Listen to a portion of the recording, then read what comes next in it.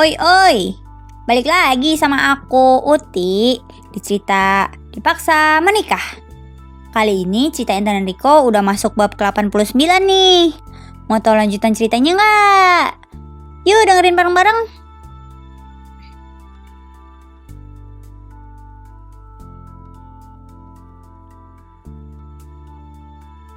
Sesampainya di depan pintu ruangan kantor Riko, Intan langsung masuk tanpa mengetuk pintu.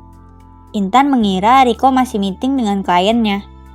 Ternyata Riko sudah di ruangannya, berdiri menghadap jendela menunggu kedatangan Intan. "Dari mana aja kamu?" tanya Riko saat Intan sudah masuk ke ruangannya. "Makan mas, sama Mas Romi," jawab Intan lalu duduk di sofa seperti biasanya. "Gak diapa-apain kan?" tanya Riko curiga. "Enggak mas, cuma makan doang, abis itu langsung ke sini. Kamu kenapa sih?" tanya Intan sambil menyandarkan punggungnya di sofa. "Dia itu suka sama kamu. Kan bisa aja dia ngapa-ngapain," jawab Riko lalu duduk di samping Intan. "Ih, Mas Riko parnoan deh," balas Intan sambil mentoel hidung Riko. Tiba-tiba Riko mencium bibir Intan dan mendorongnya tidur di sofa. Intan yang mendapat serangan mendadak tentu saja terkejut. Mas Riko mau ngapain?" tanya Intan setelah melepas ciumannya. "Ya biasalah, masa gak ngerti sih?" jawab Riko sambil mengedipkan sebelah matanya dan tersenyum. "Itu kunci dulu pintunya, aku gak mau kayak waktu itu," balas Intan. Ia masih ingat kejadian di mana Romi memergokinya sedang bermesraan di ruang kantor Riko. Intan juga tidak akan pernah menolak diajak Riko wik dimanapun. Karena kata Pak Haji, nanti berdosa kalau nolak ajakan suami. "Udah," jawab Riko lalu mencium Intan lagi. Karena sebelum ia berjalan ke sofa tadi, ia sudah mengunci pintunya menggunakan remote kontrol di mejanya. Akhirnya lagi-lagi mereka melakukan wik di dalam kantor Riko.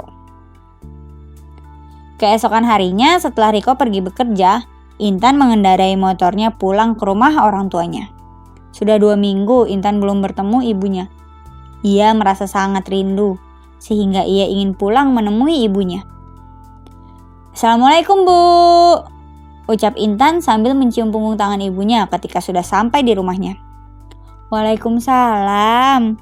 Ayo sini masuk dulu, banyak yang mau ibu omongin," ajak Bu Romlah sambil menarik tangan Intan masuk lalu menutup pintunya dan duduk di sofa ruang tamu. "Kenapa Bu?" tanya Intan heran. "Itu kemarin lusa, Ibu sama Bapak lihat berita kamu dan Riko di televisi. Bapakmu sangat marah nak.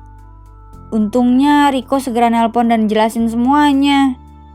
Kalau enggak bapakmu udah mau berangkat itu ke rumah Riko dan jemput kamu pulang," jawab Bu Romlah menjelaskan yang terjadi di rumahnya kemarin lusa. Terus? Tanya Intan lagi. "Ya bapakmu sebenarnya masih marah sama Riko. Terus semua teman bapakmu dan tetangga kita lagi ngomongin kita.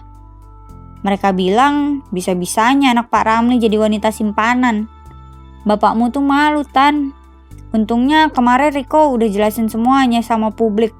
Jadi kita sekarang udah merasa lega," jawab Bu Romlah.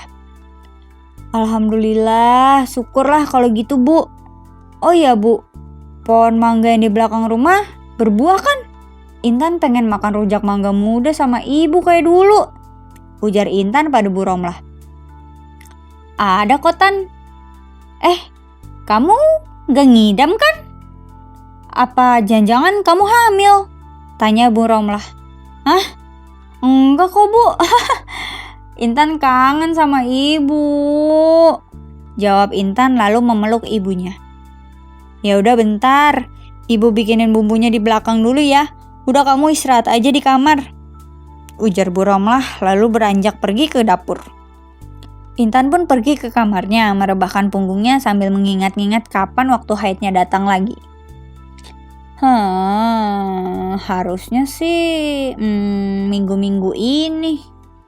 Kenapa belum datang juga ya? Jangan-jangan aku hamil. Gumam Intan sambil mengelus perutnya yang rata.